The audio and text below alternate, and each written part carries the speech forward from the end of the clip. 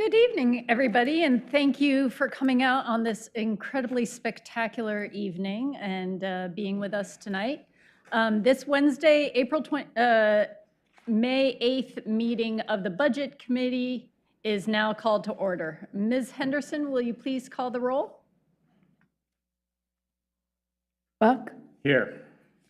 Afghan, Here. Mamboop, Here. Corrigan, absent. Rapp, Here. Verdick, Wendland, also absent. Zeller, Here. Rebello, Salehi, Shea, Rye, Love, here. Allander. Here. Thank you.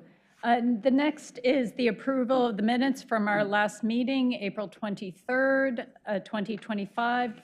Hopefully everyone's had a chance to read them. Is there a motion to approve the minutes? Move to approve the Thank you. minutes from April 23rd, 2025. Thank you, Councilor Mahboub. Is there a second? I second that. Thank you, Councilor Afghan. It's been moved and seconded. All those in favor, say aye. Aye. Any opposed? Motion passes approving the minutes from April 23rd.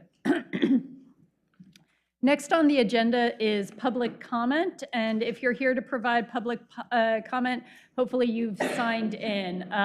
I'll call you forward to the table when it's your turn to speak. Please speak into the microphone and state your first and last name, and you'll have up to 3 minutes to speak. We have a lot of public comments, so I would really ask people to keep to that 3 minutes.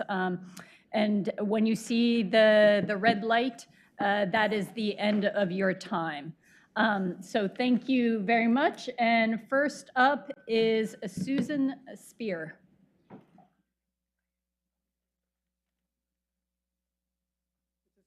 Yep. All right. Thank you. I'm Susan Spear. I'm a resident of City of Lake Oswego. And I live on Blue Heron Road, and that's why You're I'm here today. more than welcome to sit down, if you would. Oh, okay. Well, thank you. We really need your help, and you've heard from me before in letters and in person. When we realize there are many competing projects for the same limited tax dollars in the city, but our road is in really terrible condition, and I'm sure you've heard about it and read about it, and hopefully you've personally witnessed it. It's extremely dangerous to pedestrians. I personally have fallen on the road walking my dog. It's dangerous to vehicles and trucks because it's very narrow and there are blind spots. I've almost gotten into head-on collisions with oncoming traffic, even going 5 miles per hour. The potholes that remain are also damaging to our vehicles, hurting the tires, damaging the suspension to our vehicles, and many other adverse consequences. I think you get the picture.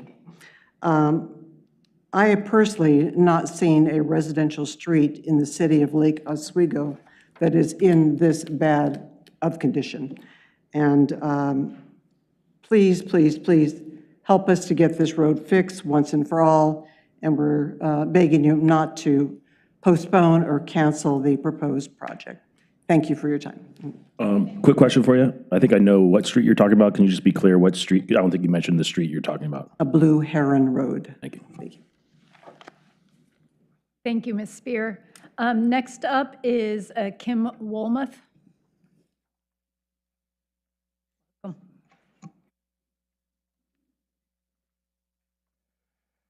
My name is Kim Wolmuth and I live on Lakewood Bay. I was here 2 weeks ago lobbying for funding to properly manage lake access, water safety, and enforcement of city park rules on Oswego Lake. I want to follow up on 3 items. First, our fire chief reported that there are called to very few water emergencies on Oswego Lake compared to those on the Willamette River. It appeared to me from the faces of some of the committee members that they were using this information to affirm that safety issues have not been much of a concern on the lake. This worries me. Shareholders and easement members follow additional rules beyond those required by the Marine Board. Why? Through experiences and accidents, additional lake rules and standards have developed over decades to keep swimmers, paddleboarders, kayakers, and boaters safe. We hold ourselves to a higher safety standards than the standards on the river. This situation has changed dramatically since the ruling. The public is now coming on with a different, looser set of rules and standards. It's like putting brand-new drivers, bicyclists, and pedestrians onto a congested intersection and letting them try to figure it out. These are good people who are well-intentioned, and most of the time everything will work out okay, but they may be unaware of potential risks they could pose to themselves or others. They have not seen or heard about the close calls or near accidents like people who live on or near the water. For example, fishing boats and fishing kayaks are congregating near North Shore Bridge and in Half Moon Bay. This area is similar to the opening of a funnel with a narrow waterway with tight turns and blind spots. Powerboats, kayakers, and paddleboarders have previously been expected to move through without stopping. Hanging out in these areas creates obstacles and hazards. Additionally, the Marine Board has not yet prohibited swimming in the middle of the Lakewood Bay or in the main lake. These are both places where powerboats pull tubers and wakeboarders. The sun gets in people's eyes, it can be very loud, and there are lots of moving parts and people all at once. Since the ruling of public swimming, even young kids are only required to attach a small swim buoy, and then it'll float just above the water line. This will be very easy to miss. This is why we need the city staff to talk to swimmers and encourage them to stay in the no-wake zones. Secondly, I was grateful for the positive comment at the Budget Committee meeting for consideration of saturated enforcement. This will help educate people who are new to the lake about lake norms and ways to stay safer. Extra funding now to prevent even one tragedy is the best insurance you can buy. The Marine Board may be revisiting public rules for Oswego Lake, but this is not a speedy process. Jurisdictions and enforcement protocols are in limbo. It is during this transition time that we need extra staffing and more communication. Lastly, I strongly disagree with the premise that the city's responsibility stops at the steps of Lower Millennium Plaza. This is ridiculous. The city now controls the only lake access point for the public. The sole reason people are going to the park is to get on the water. The city must take more ownership of that great responsibility. Thanks. Thank you, Ms. Walmuth. Next is Anastasia Rose, please.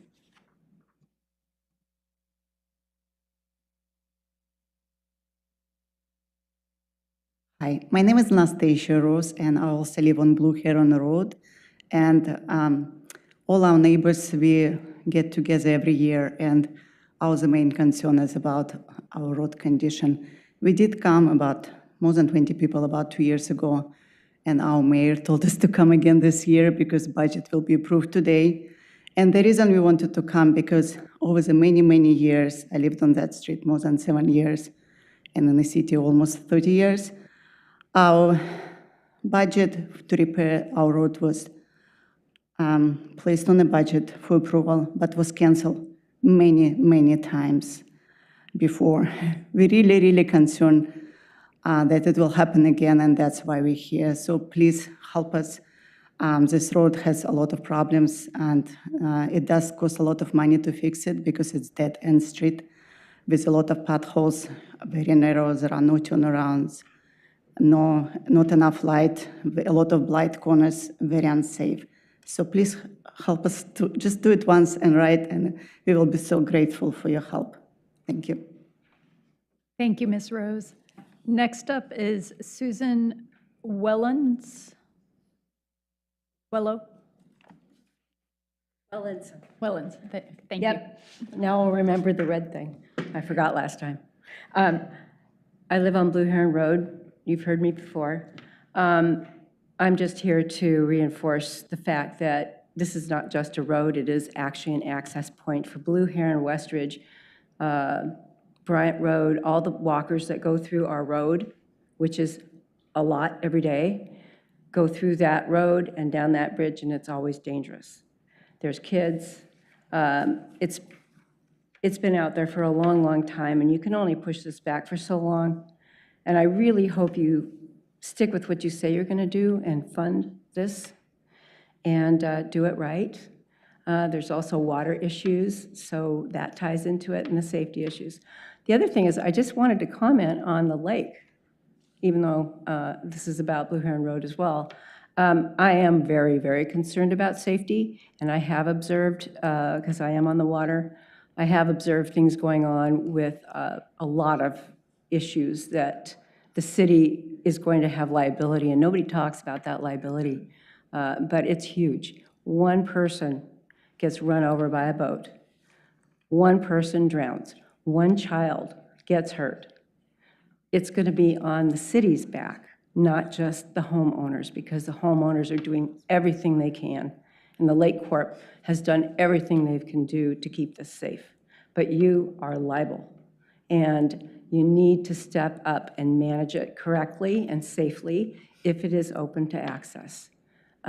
Even after hours, I thought you should have a ring so you can see 24 hours who's in that, who's going in and out of that space. It's going to be difficult, I know, and it's expensive. But it has to be done because the city's facing a huge liability issue, not just the homeowners. So that's one thing. But please, will you just fix Blue Heron Road? Thank you. Thank you, Ms. Wellens. Next up is Roger Smith.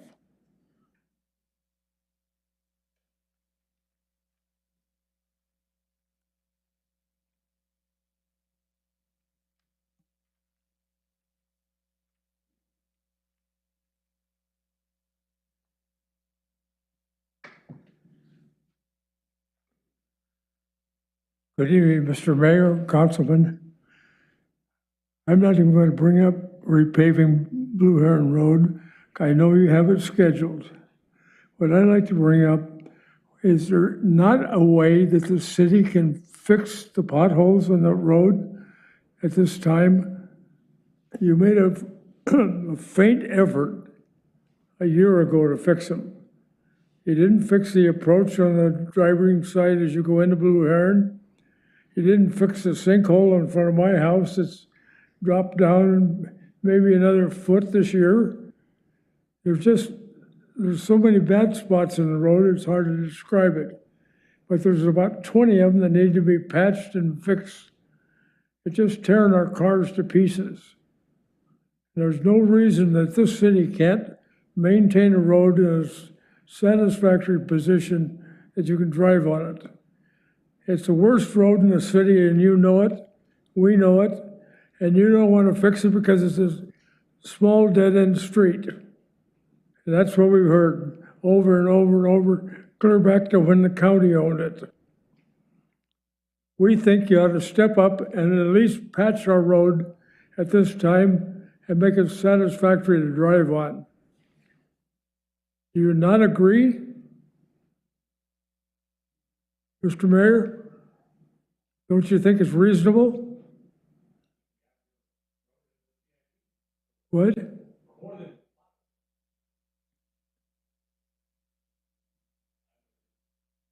Will you consider it? So I think we have your project in the CIP, the top of the list.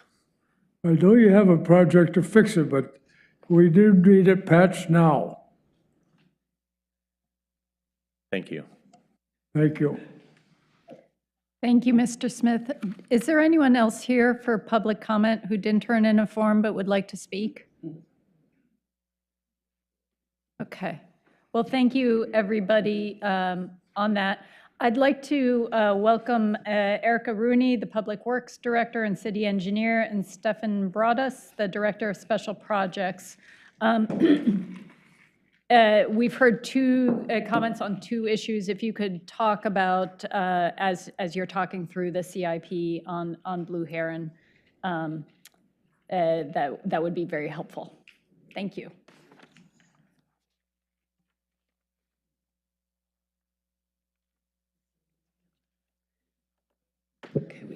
Okay. Good evening. Again, Erica Rooney, Public Works Director and City Engineer. And with me this evening is Stefan Broaddus, our Director of Special Projects.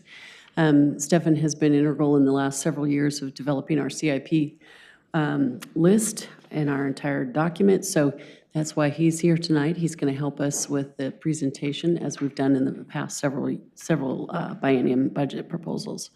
To speak to just answer real quickly the question about Blue Heron. Yes, it is a project that's identified to begin after the fiscal year.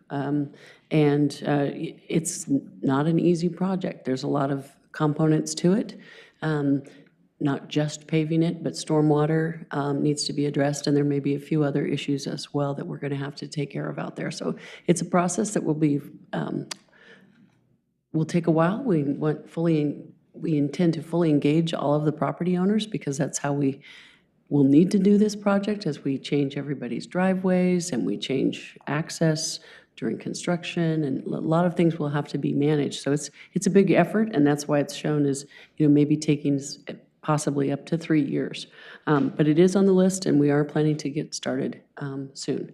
So that answers it. What was the second question? I guess I missed the second question. Oh, I'm not answering. The other, I'm not going to ask you a Okay. comment on Okay, good. enforcement. Oh, yeah, please, thank, on the, yeah, On Blue please. Heron specifically. So understand the project is intense, because we've talked about it for 5 years since I've been on council. So can you just walk through, especially the people that are here tonight?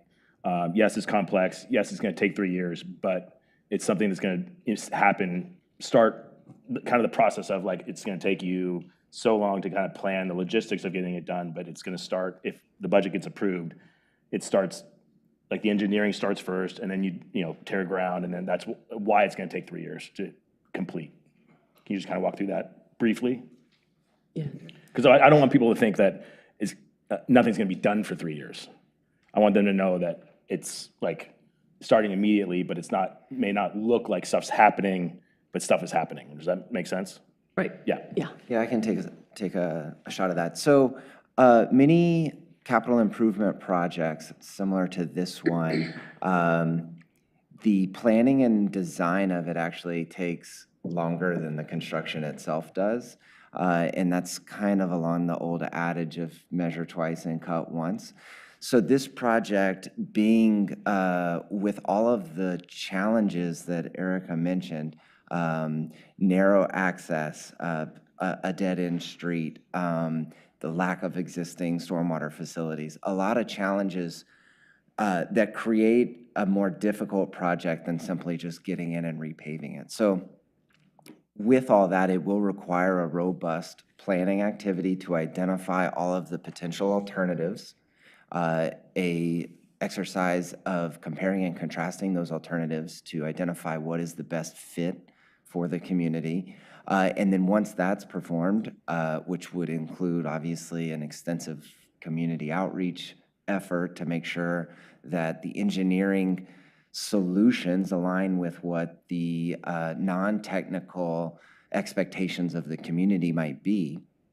So once all of that's performed, then we can actually get into the engineering part of it. So each one of those items will typically take plus or minus 12 months.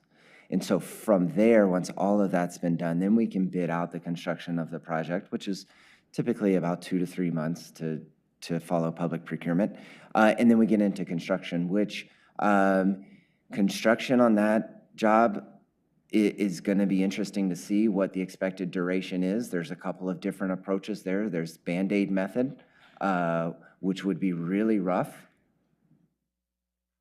but could be shorter in duration, or there's approaches that could be less impactful for longer time. And all of those things we need to vet out and weigh with the community input to make sure that we are delivering a project that not just the final product meets the hopes and expectations, but the process, both pre-construction, during construction, after construction, is all aligned with what we hope for a project of this scale.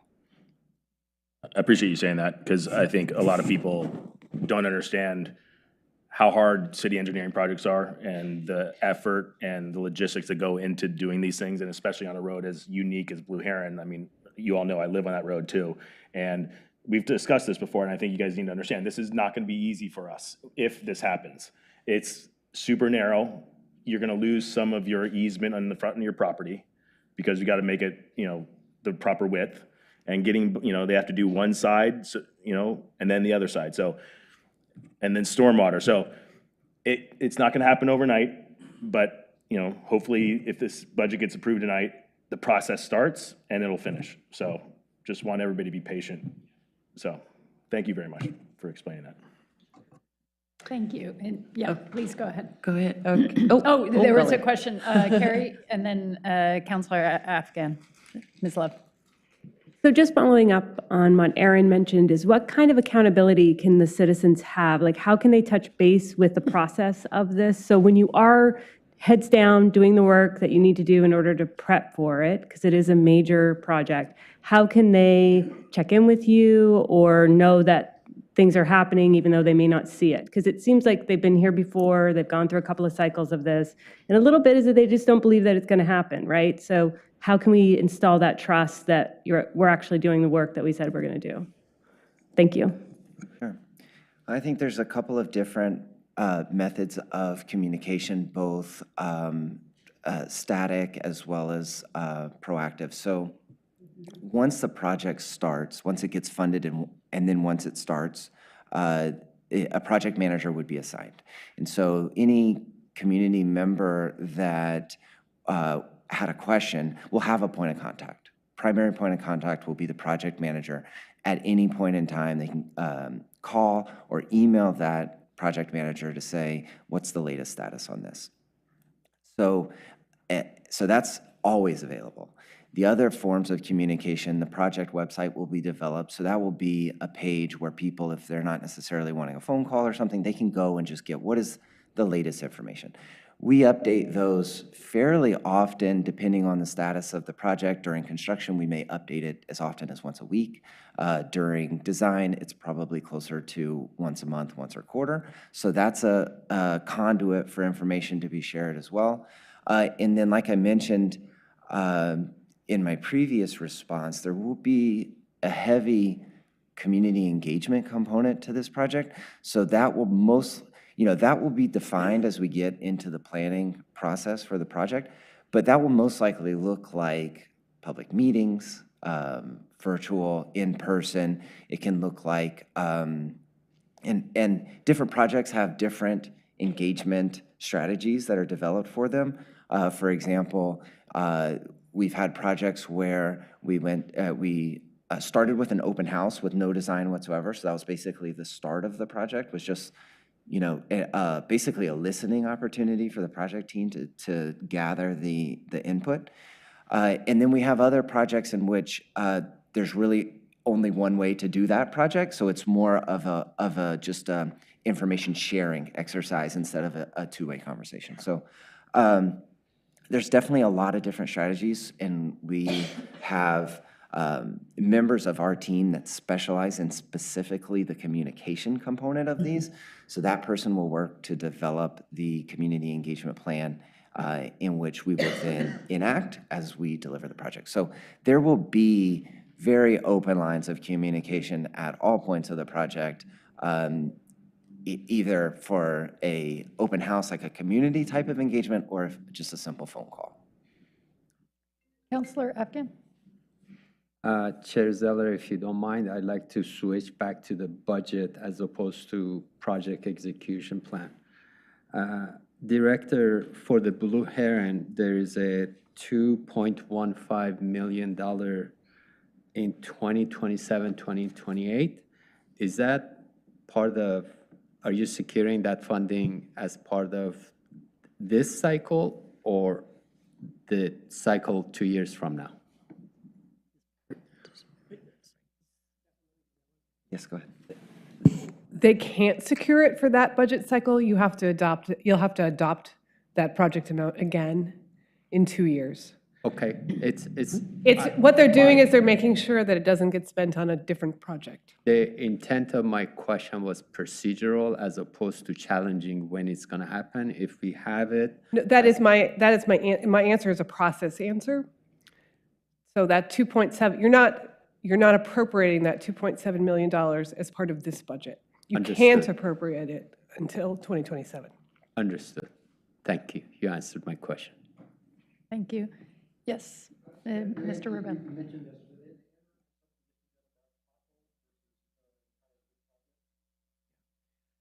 So the potholes on Blue Heron Road, the worst locations were addressed 2 years ago, if I'm remembering, so that would have been the summer of 2023. We walked the site and tried to delineate areas where you could patch them without it becoming a full width repaving, because it gets to that point fairly quickly. So at that time, we walked it and we identified maybe a dozen areas where it was an isolated point of extreme failure as opposed to more of a uniform degradation of the road. So that was performed in 2023. We can certainly walk the corridor again to see if there are any other of those areas that present themselves. The challenge is looking at it and making sure you're not just repaving the road, because the entirety of it, because we need to incorporate stormwater into this project. And when we repave it, runoff will worsen. The drainage conditions will worsen without a stormwater system. And so I recognize that the patching that we did 2 years ago was less than what some of the neighbors would like. Please know that we do it very carefully so as to not create an unintended consequence of drainage issues. Thank you, Mr. Broadus. If we could maybe turn it back to Ms. Rooney to walk through the plan, and then we'll certainly have much more opportunity for questions. Absolutely. So we were almost there. Stefan's going to go over the details of the plan, a lot about the criteria that we use, the history of where do all these projects come from, especially for those of you who've not been either with council or on budget committee before. It's always nice to sort of do a little bit of CIP, as we call it, CIP 101. And, what this plan does is it shows you what the intended 2-year budget is, what that request is for. It also gives us the foreseeable future, which is the next 4 years. And then what's really great about this document is it also tells you what else is on the horizon, the unfunded lists. And those unfunded lists are sort of unique at Lake Oswego in that a lot of other cities don't do that. But we do that here because it's important we keep a sense of how much work there is to be done. And so it's nice to know that that list is there, that we're pulling from it each cycle. Something moves up, maybe a couple of them move up, but it gives you a sense of the magnitude of our infrastructure needs. And so we like to keep it all in one place like that. And we'll go over that in more detail. But I'm going to turn it over to Stefan because he's got a presentation that provides a nice background and then into the details of each infrastructure piece. Go ahead. Okay, thank you, Director Rooney. Hello, everyone. Thank you for having me. As it's been said before, my name is Stefan Broadus. I'm the Director of Special Projects, and it is an honor to be up here again, presenting the CIP to you all. So, as Director Rooney mentioned, the basic agenda, there's a couple points up there. Basically, 2 objectives for the presentation. One is to describe just what the CIP is, and then 2, describe what's in it this year. So to talk through the specific projects that make it up. So I'm going to start with a quick scroll through recent memories. These are the covers of CIPs over about the last decade. And you can see from the collages up there kind of the span of work that these cover. So our capital improvement plan includes projects for really all of our projects, so stormwater, water, sewer, transportation, parks. It also includes our projects that build our public facilities, as well as our large equipment purchases, such as fire engines, excavators, things like that. So if it's a book filled with projects, where do the projects come from? So a couple of different sources, and the primary source, our hopeful source of these projects is through thoughtful planning exercises such as these master plans that you see up here. So for most of our systems, we have, at some point in time, some of these more recent than others, gone through a master planning exercise that results in a document that identifies the condition of the existing system, identifies the vulnerabilities or weaknesses in that system, and then lists out a recommended list of capital improvement projects to address those deficiencies. And typically, those lists of projects are sorted in order of priority based on a number of factors. It can be safety, it can be risk to the city, it can be age of the infrastructure, it can be capacity oriented. So a bunch of different factors go into that. But those master plans, and specifically the conclusion of those master plans, really help drive the content of the CIP. It's not to say that that is the only source of projects. There's also a couple of other locations that we get them from. One of those is from council goals. So I've listed up here let's see, 8 or 9 council goals for 2025. And I won't read them all out, but a lot of those help drive not only the projects that are included in the CIP, but also the priority ranking of those projects within it. Speaking of priority, what other than the council goals go into that? Well, it's a number of different factors. So the master plan itself will give an indication of each project's priority. We also use a couple of other factors. These can be regulatory, so requirements driven from the federal government, from the state government. Those things can drive which projects rise to the top or which ones can be put on pause for a little bit while we address some of these more urgent matters. Another concept that drives the priority is a policy the city has called Dig Once. It's basically an efficiency measure, so where we identify potentially a road that's in poor condition. While we're going to reconstruct that road, we evaluate the utilities that are underground to see if there's any need there while we're digging. So by digging once, we can replace an aging sewer. We can maybe leave the water line in place if it has 30+ years of useful life left, maybe add a storm system, and then pave one time, as opposed to paving and then digging up a portion of it to replace the sewer line 2 years later or some short amount of time later. So dig once is it's an opportunity, it's not a mandate. So there are some projects that really don't fall under that lens, but a lot of times a project will be a great candidate for this Dig Once program. And there's also listed up there's a connection to the city's sustainability and climate action plan. A lot of our infrastructure projects are aligned with this sustainability and climate action lens just inherently. We're replacing aging infrastructure to protect our natural resources.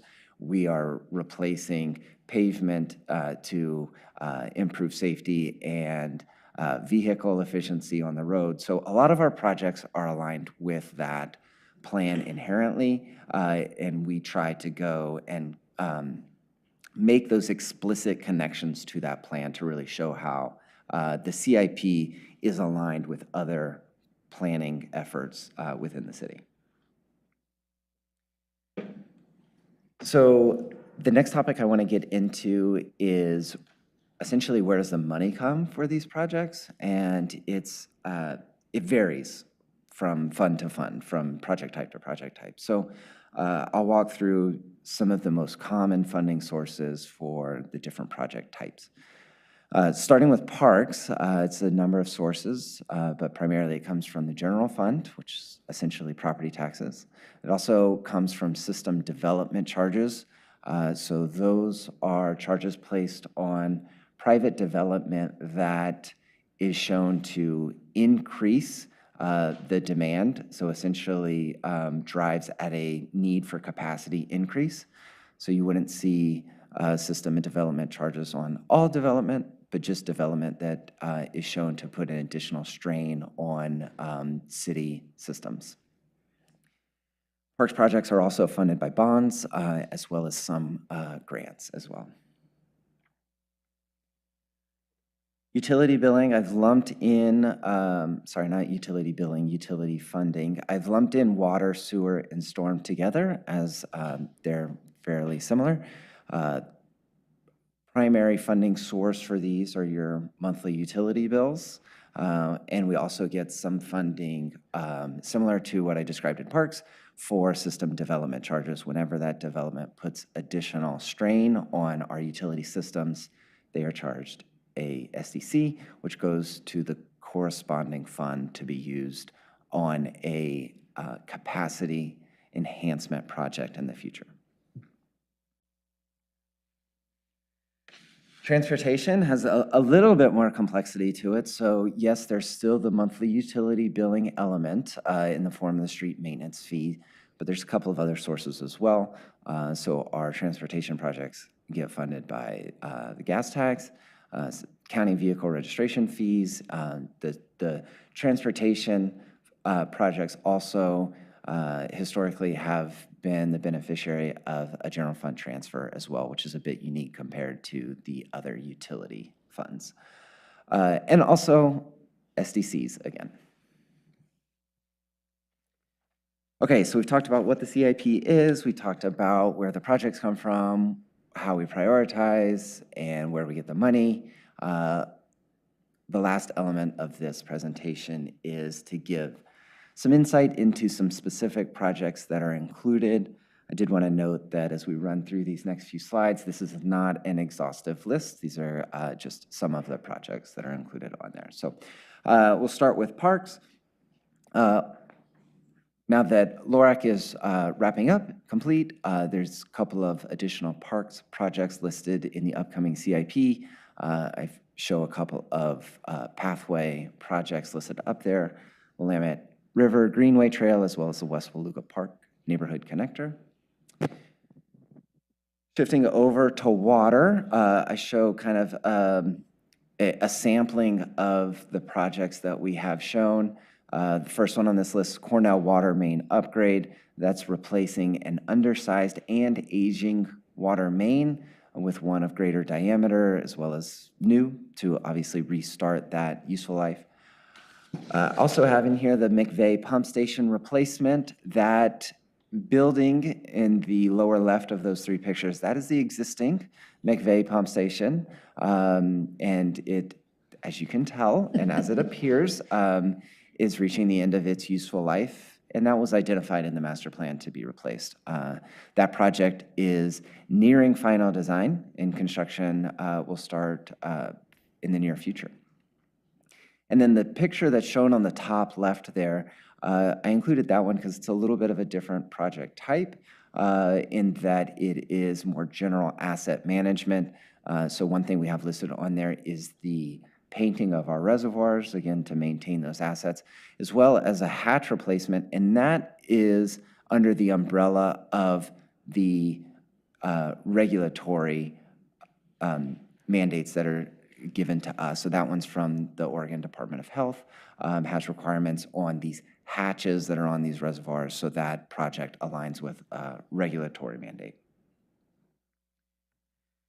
Shifting gears over to sewer, in that picture in the middle, you have a diver performing an inspection of our underwater sewer line through Oswego Lake. And one of the projects I have listed up there is Lois Repair. So we performed a underwater inspection of that main trunk line a few years ago, and the inspection found a couple of non-urgent repairs that need to be made. So that's what that project is up there. We also have, more of a replacement schedule of aging infrastructure with this a pump replacement shown on the left. Switching gears to stormwater, we've got a handful of projects listed up there, one of which is the aforementioned Blue Heron Road and Drainage Improvements Project. We also show Lakeview Boulevard. That's that picture in the bottom right. That project is actively under construction right now, and so that's kind of spans the different project types. We have projects up there that are under design, projects up there that have not yet started, as well as projects up there that are fully under construction right now. So The other project on here in the bottom left, that shows Redfern Avenue, which experiences, unfortunate ponding during heavy rain events. So that project will look to implement a storm system to alleviate that. Over to street, I list Lakeview Boulevard, and this is intentional as a reminder that when you're looking through the CIP, note that it's organized by fund. And so if you see a project in there, there are some projects that are funded through multiple funds, such as Lakeview Boulevard. So I listed it in the stormwater CIP. It's also in the street CIP. So it is receiving funding from both sources. And thus, if you look in there, it can be misleading at times that a project is funded with X amount of money. That may not be the entirety of the funding that we have allocated towards it if it is getting funded by a second or third fund at times. I also show up there pavement rehabilitation. So if you recall, from the years 2018 through 2022, we had a pavement management program that experienced a heavy investment of funds that saw a rapid increase of technically our pavement condition index. It's a metric that evaluates pavement condition, but more of a non-objective, non-technical term. You saw most of our roads get better. I think we paved something like 25% of the roads in the city over that period. And so in the last 3 years, 23, 24, and this year, we've seen that effort scale considerably back as we presented before.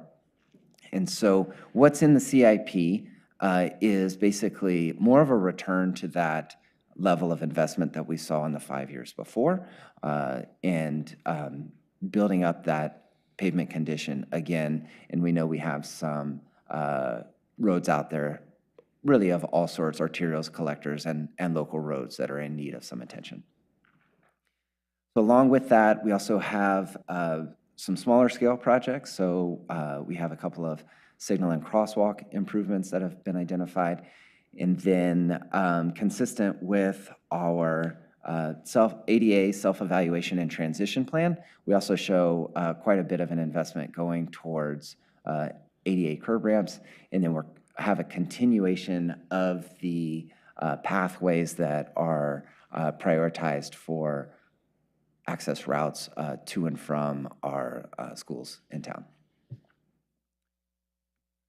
So I did want to mention that we have one proposed modification from the CIP that is based on the discussion from Tuesday night. So this modification would be to include the McEwen pathway within the budgeted, these first 2 budget years. And so that would increase our proposed street funding by about $1 million in order to implement that project as requested by the council on Tuesday. Another category on here, so these are the ones that you might not necessarily think of when you think capital improvement plan. This is our fleet replacement, and so we've got a handful of large pieces of equipment up there that are set either as to supplement our existing fleet or to replace something that is being aged out. But so we have a truck with a crane on it. We also have a fire brush truck, hydro excavator that's used by our water utility to help identify, isolate, and repair water main breaks, and then street sweeper to obviously keep the roads clean to help our storm system. So as a summary of those projects that I just described, we have 2 parks projects that are estimated total of about $1.5 million. We have 8 water projects for just under $12 million, 5 sewer projects, just over $1 million, 7 stormwater projects for a total of about $6 million. For the transportation projects, these 2 numbers here are shown with that proposed modification of McEwen pathway. So that's a total of 15 transportation projects for just over $21 million. and then the 4 pieces of heavy equipment for about $1.5 million. So all in total, I have just over 40 projects for a total of $43.2 million. So with that, I'd be happy to answer any questions that you may have, and thank you. So we're now going to open the conversation on the budget. I'd like to first focus on any questions, comments, or discussion on the CIP budget, and then open it up to any other comments, questions, or discussion on the broader budget. Any questions for Ms. Rooney or Mr. Broadus? I did not see him. Councilor Raff. Does she not have the cool screen? I do not have the cool screen. So yes, on Tuesday, we were discussing McEwen. Does that additional $1 million, do we have the money already, or does that need to come out of other budgets, other projects that we have in the CIP to fund that $1 million? We added that without deferring any projects in the 2-year budget cycle. What we did to basically pull that project off as far as the staffing capacity is we deferred one of the other pathway projects that was a couple years away. Basically pushed it out a year. So We're not losing any, we're not killing a project in this by any. We did not kill a project to put that project on. Thanks. What's that? Yeah. Ms. Love. Thank you. So I have questions about the unfunded list. Is it time to speak about those as well, or are we just talking funded? Anything on the great. CIP. Thank you so much. So I was just curious, how often are the unfunded projects? Is there an audit process? How long do they stay in unfunded? If they're there for a number of years, do they fall off? I went through a few myself, and I've earmarked a couple that I thought were done, but they're still unfunded. So I'm just curious the process of that. The unfunded, and if they are on unfunded, what's the process? I know you grab when you see convenience, but what other ways can they move from unfunded to funded through the budget cycle? Okay, so in a general process, projects are completed, and then they fall off the CIP, obviously, right? And then the next wave of funded projects, in a general, perhaps oversimplified process, the next wave of funded projects would move forward, and they would be the next in queue. That's the basic starting point of the development of the next CIP, is remove the projects that you finished, move up the other projects, and then you've got some capacity in there to pull some projects from unfunded to funded. So that's the general flow. It is possible for a project to go from unfunded either off the CIP altogether if it's no longer needed for one reason or another. It's just not an applicable project anymore, so it can just be dropped off altogether. That is a conscious decision, though. There's no time constraint or anything where a project falls off the unfunded because it's just been on there too long. It will stay on there until it's consciously moved from unfunded to either funded or off entirely. And then, so there can be other reasons a project would go from unfunded, could go from unfunded to year one funded if the priority of it had changed from a previous evaluation. Maybe it's a bigger risk to the community than it was previously evaluated to be. Perhaps there's a new federal mandate that's come about that has moved it from a lower priority to an immediate priority. So there's a number of different things that can happen in 2 years that would kind of guide where a project that is specifically started as unfunded, where it may find itself in the next CIP. If I can add just a little bit to that, though, the other thing that can sometimes happen is you can have a grant that becomes available, and you could, like, we've had the industrial portion of Lakeview Boulevard on our wish list for grants for a long time. If we ever win a grant, that will move into funded.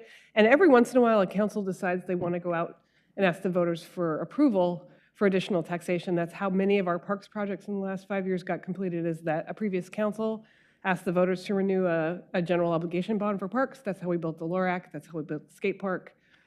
And so sometimes councils will proactively seek additional funding to move projects up. And I'm going to add one more level to this as well, if I could, because it is complex. So early in the presentation, Stefan showed you the master plans. So those master plans are typically updated every 10 to 15 years. And I'll take the wastewater master plan as an example. I think it's 2013, perhaps. And in those plans, they often have a short-term, medium-term, and long-term listing. That's how they prioritize the projects.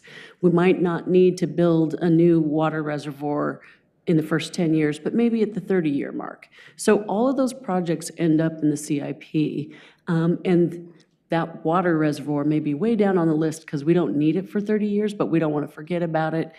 It'll sit there for quite a long time.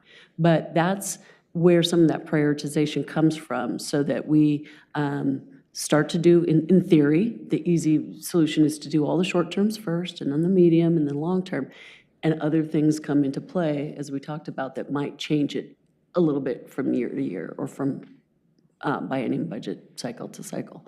But they do have a history of where did they come from. They were identified typically there, or something new came up, but 90% of the projects on the list were identified as our master plans. Yeah. Other questions on the CIP? Okay, thank you very much. Now I'd like to open it up to questions, comments on the entirety of the budget. So let me first open it up, and then had some specific questions stemming from public comment. Councillor Atkin. At the last meeting we had, I think I walked away with the impression that some of the capital projects that are funded were not executed due to lack of staff. I know that there is at least one rec open for capital project PM, if I'm not mistaken. Do we need to give you more headcount or give you budget for a staff augmentation so we can catch up with capital projects that we have funding for and complete those? Well, first of all, I'm happy to say we're very close to being fully staffed for the first time in several years. Keeping our fingers crossed. We've got two openings right now that we're in the final. Two openings. Okay. Two that we're in the final phase of hopefully making a selection soon. So that's exciting, very exciting to be fully staffed again. And I think we'll be able to then adequately address what we have on here. It matches, when we put this CIP together, we matched it with the intention that we would be fully staffed. And so we did our resource balancing and workload balancing based off of that. So there should be adequate staff to do what's listed here. Okay, thank you. I keep trying to hand out more recs, but I know, nobody takes to me all up these on that people, offer. I will say, Eric and I have monthly conversations about what are the constraints in terms of our ability to attract engineering staff. And for the last 4 or 5 years, it's really been what's going on in the private construction market. We are seeing that soften, so we're seeing public employment become more attractive. We also, during the bargaining process with AFSCME this last cycle, had a conversation with the union, and they were very receptive to it about how could we create a more senior position in engineering so that we could actually attract folks at a little bit higher. So it is something that we actively work. I will say candidly, in the last couple of years, if you'd given us more positions, we just would have had more vacancies. Yes. Yep, thank you so much. Other questions, comments, Mayor Brook? I have so actually it came from a question that Councilor Raff asked in advance on the police department budget that then triggered my memory, because it wasn't in the notes in the budget. But the city is receiving opioid settlement funds. I'm sure you all saw that in the Q&A that went out. And we haven't known the full amount over the years because the settlements have been kind of coming in, but now it seems like it's at $300,000, which is higher than. And we're going to be receiving it for a while, which is great. And thus far, money's been going to the PD and help and going towards the cost of our behavioral health specialists, which is a great use. But these particular funds came from a real crisis in our country, and certainly one that impacted our community like it did every other. And I think it could be good to use some of this chunk of money that's coming in to do some prevention work, specifically youth prevention, specifically in kind of partnership with the school district.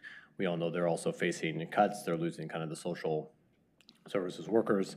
Not that a lot of this work was going on anyway, but I think it's an opportunity for us to take at least a piece of that $300,000 annual and do something. And it comes at a good time that we are establishing our Community Health and Resiliency Advisory Board. It could give an opportunity for community members to help actually inform what that particular work might look like, and kind of help set up some of our youth for healthier futures. I don't know. I would be in favor of that. I would just want to ask the police department if they don't need every penny of that first. Well, what we did with that money is we actually used it to be able to pick up the cost of the SRO that the school defunded. So if you want to add money to do the other program, I think you need to think of it as new program that would need new funding. So if you want to, I know you guys council has had some exploration about that. I guess I feel like I give the same answer all the time, but this is something we ought to try to flesh out in a more robust way before council goal setting in January, so that it can be built into the budget process up front, as opposed to allocating dollars with a program that's really not developed yet.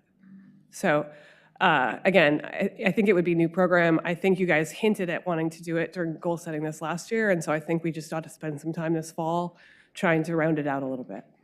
And we have some, I mean, this is not just a one-time, I mean, it's ongoing. And so. Yeah, but candidly, I think you all know we had to give additional higher allocation to the police department than your standard allocation to help them balance, and part of that reason is because, well, anyway, as I say, that $300,000 is what we used to offset the fact that we picked up the SRO. No, yeah, that's. Any other questions? So I just had a question from our public comment, and I know Councilor Raff had asked the question about enforcement. In the current budget, so cost of full daylight enforcement would be about $360,000 for the parks and Lower Millennium. What is currently, and how much money is currently in the budget for that? So I think I answered this question at your last meeting, but what our plan is for the upcoming summer season and probably next summer season is to hire a full-time temporary staff person to cover the summer months. We actually do have a person identified and in background right now. And our estimated cost of that is roughly $65,000 a year. And that is anticipated in the current parks budget.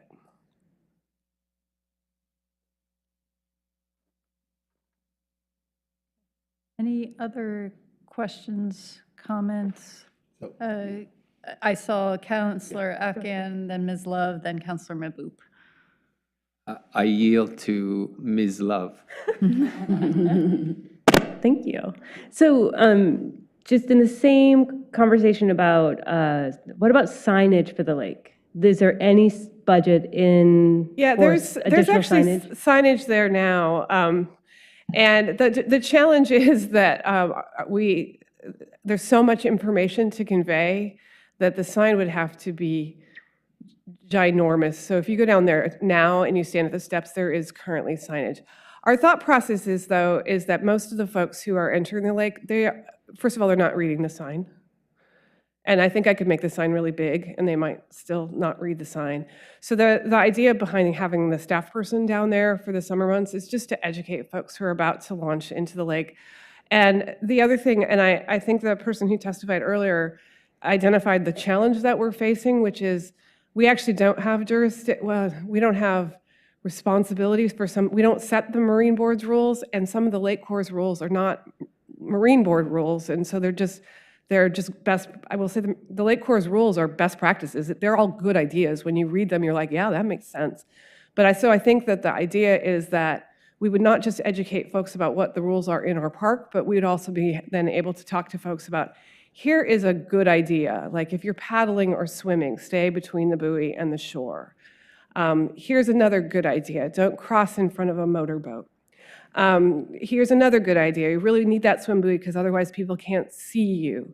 And so I think that's the idea behind having a staff person down there. And our thought process, and we have and Ivan is behind me, so I should ask him, let him. But the good news is he and I have talked about this so much that we both could repeat this in our sleep. We have a staff person who's a park ranger now who has experience working on a public lake that has private homes on it. And her experience tells us that we're going to have the majority of the problem users in the afternoon and evening, and the majority of conflicts in the afternoon and evening. And so that's our thought process for why we might staff 40 hours a week as opposed to whatever the other number would be. And then down the path along the lake where fishermen are accessing the shore, is that part of the plan to sign? You know, that's not allowed. That hasn't been allowed. The court Okay. ruling doesn't affect that. We've had that enforcement challenge for quite some time. We're in the process of replacing the signs. The signs Okay, that were great. down there were worn out. I don't know if those of you who walk Headley a lot would know that the lettering was actually chipping off those signs. So we're in the process of replacing those signs with ones that meet our current standard. Yeah.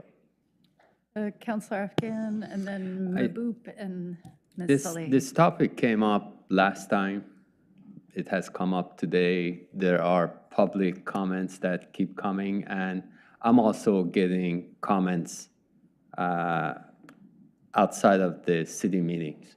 And I took the action item because I feel responsible for some of the things that are occurring. And I wasn't just going to sit back and say, this is what's happening, we don't have authority here, and so on and so forth. So I've talked with the mayor, and I've talked with the city manager, and I'm satisfied with what I heard. First of all, this has recently occurred. So asking the city manager to do all of these things because of our fear is not justified. But at the same time, she's going to send us, what are we doing? And this is the plan. So when we have lessons learned, 6 months from now, we can say this worked, this didn't work, and we need to do something different. And at that time, if we need to reassign funding to do things differently, then the city council has to sit down and with the help of the city manager and decide what are we going to do differently. There's a lot of conversations right now based on fear, and I had those fear, and talking to the mayor, talking to the city manager, it's the fear that is far from coming to reality. So I think as a community, as I said this the night we voted, as a community, we need to help bring us together and make sure we all address any issues that comes up and not get anxious about something that hasn't happened. So I feel responsible, I've taken actions, and I'm satisfied with what we have done so far, and I'm looking forward to few months from now when we have lessons learned. And just to echo that, you'll remember that in the resolution passed by the council, we as staff have to come back and report to you as to the city council at the end of September about how things went.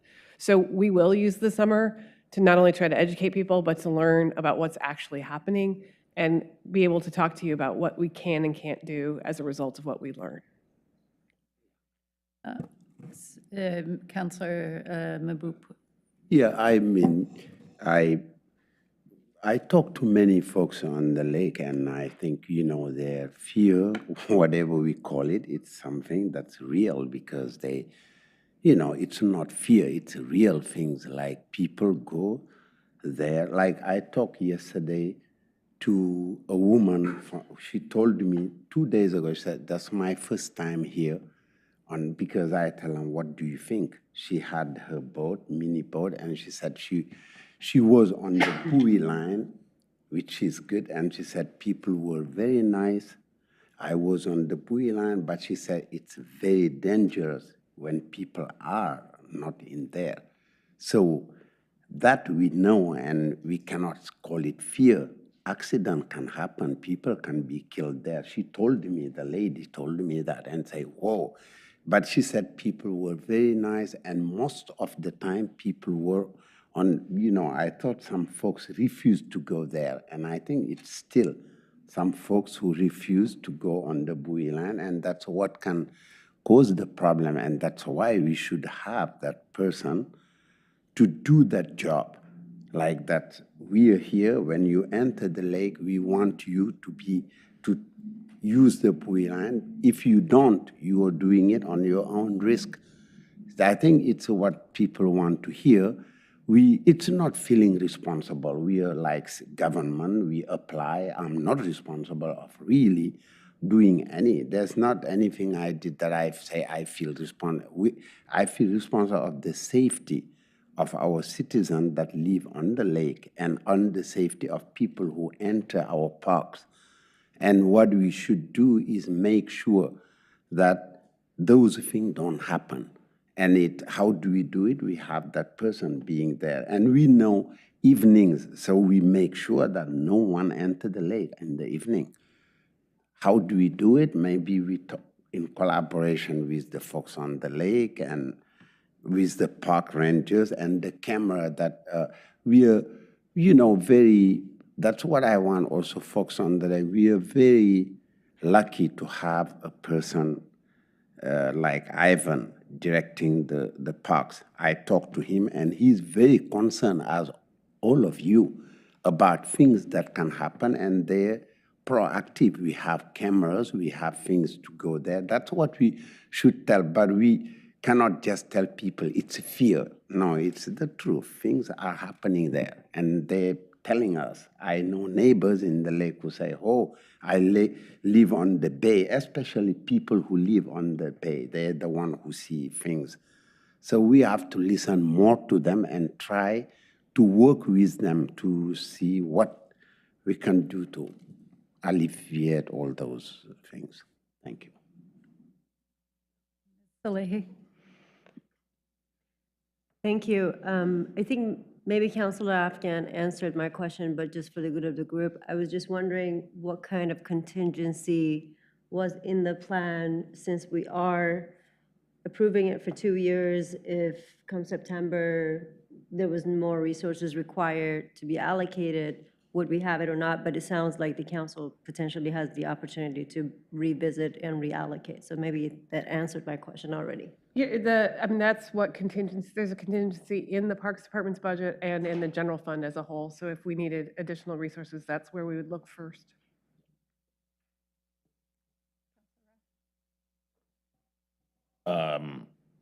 Ms. Wellens talked about the possibility of getting cameras. Are we putting cameras down there? Yeah, I think we talked about that at the last budget committee meeting. Yes, we're putting a camera down there. And is it going to be monitored by somebody, or is it just more like when things happen? It'll probably be, no, because of the way Oregon law works, we can't just look to see if somebody broke the law. We have to have evidence that something happened. So if somebody calls the non-emergency line, hey, I heard this happened. Yeah, then we can look. Then we can look. Okay. Yeah.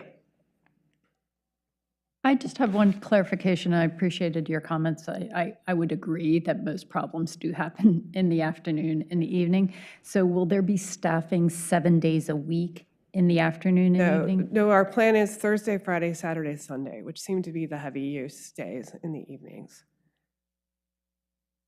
Okay. It doesn't mean there won't be anybody down there the other hours, but that's the only time we will have this staff person dedicated to it. So the park rangers, I understand we've had some problems when folks have called non-emergency, but if there are concerns, we can always call non-emergency dispatch and send a park ranger or a community service officer or a police officer down there to address the problem. So it's not like it's going to be neglected during those hours. It just won't be deliberately staffed.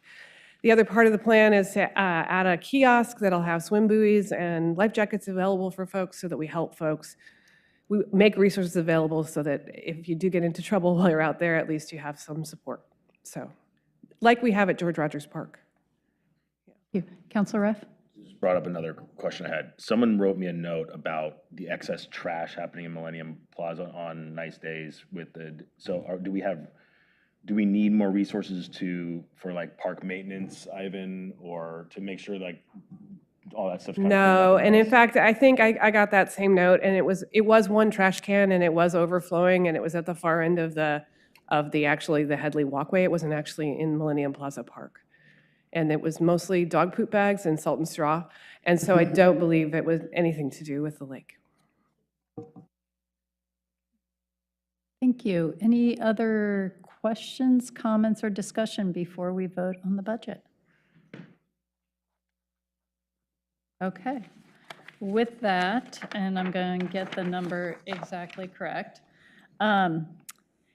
Here's the motion, and then if somebody can make it. We move to approve the proposed city budget for the 25-27 to 27 biennium. $461,661,974 as proposed and amended with the property tax rates as shown in the budget, the rates of 4.9703 inside the Lake Oswego School District and 4.5884 outside the LO School District per 1,000 of assessed value. We are also approving the amount of $2,225,532 for the fiscal year 25-26 and $2,231,915 for the fiscal year 26-27 for the general obligation bond levies. Would anyone care to make that motion? Okay. Move to approve the proposed budget, city budget for the 25-27 biennium. I don't think you have to, you are welcome to, but I just read it. So Move to approve. unless anyone wants to hear it again. I move it. Thank you, Councilor Mahboob. Anyone want a second? I second that. I'm sorry. Mr. Rebello, thank you for the second. It's been moved and seconded. Any discussion? All those in favor say aye. Aye. Any opposed? The motion passes and the City of Lake Oswego budget is approved by the Budget Committee. And Mr. Cross, I believe you're talking some quick next steps for the budget process? Wow. Yeah, so this really concludes this, for the Budget Committee, the process for the Budget Committee for this time. We will be coming back the first Tuesday in June. The council will get this, and it'll be adopted at that point. But the real next meeting for the Budget Committee is in our off cycle. And so we'll be doing a deep dive into, I guess, what you guys would like to take a deep dive in. Like right now, you don't get to have that like hour-long conversation with the, with a department, say fire, police, parks, whatever it is, finance, throw finance in there. Just to see, that was a joke. That was a joke. But anyways, so, you guys can pick what you guys want to do. So it's not these 5 or 10 minute conversations with the directors and asking some questions on the budget, but actually diving down into how it all works. And that's probably sometime like next April or May. Councilor Raff, you have? I forgot I wanted more money. Oh. No, only. A personal donation. No, no, Aaron, there's a. No, there's a. I won't say anything. But anyways, that's really the next steps for the committee is the one meeting that we'll have in April or May, could be March, I guess, sometime this time next year in the off cycle to do a deep dive into a department or something else if you'd rather. I'm sure we will want to take you up on that, and there is always more to learn. So thank you, Mr. Cross, City Manager Bennett, and Ms. Rooney and Mr. Broadus, who I believe have left and hopefully gone on to their evening. So with that, the meeting of the Budget Committee is now adjourned. Thank you, everyone. Have a good night. Wow, that's come on. This is that. This is very fast. I like it. So apparently there's